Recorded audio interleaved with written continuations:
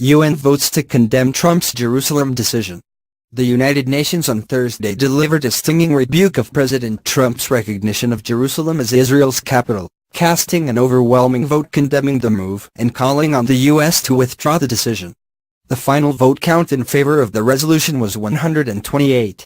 9 countries opposed the resolution, while 35 abstained. The resolution, essentially a formal statement of a UN opinion, is not legally binding, but it represents a condemnation of Trump's decision and exerts political pressure on him to reverse the move. Some of the United States' closest allies moved to condemn the decision. The United Kingdom, France, Germany and Japan, among others, voted in favor of the resolution. Other allies, such as Canada, Mexico and Australia, abstained. In the run-up to the General Assembly vote, Trump and U.S. Ambassador to the UN Nikki Haley sought to warn countries against opposing the Trump administration's Jerusalem decision. The United States will remember this day in which it was singled out in this assembly for the very act of exercising our right as a sovereign nation, Haley said ahead of the vote.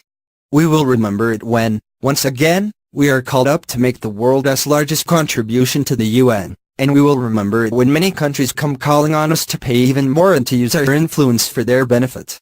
Haley sent a letter to members of the international body this week, warning that Trump had instructed her to take stock of the countries that voted in favor of the resolution.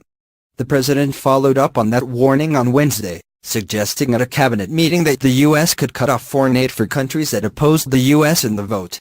They take hundreds of millions of dollars and even billions of dollars, and then they vote against us, Trump said. Well, we're watching those votes. Let them vote against us. We'll save a lot. We don't care. The General Assembly vote came days after the U.S. vetoed a similar resolution in the UN Security Council. The panel's other 14 members voted in favor of that measure, a move that Haley called an insult to the U.S. Shortly after the Security Council vote, Arab and Muslim leaders at the UN called for an emergency special session of the General Assembly to discuss America's Jerusalem decision. In a defiant speech ahead of the General Assembly vote on Thursday, Riyad al-Maliki, the Palestinian Foreign Affairs Minister, cast the Trump administration's Jerusalem decision as an affront to regional peace and security that has isolated the U.S. from the international community.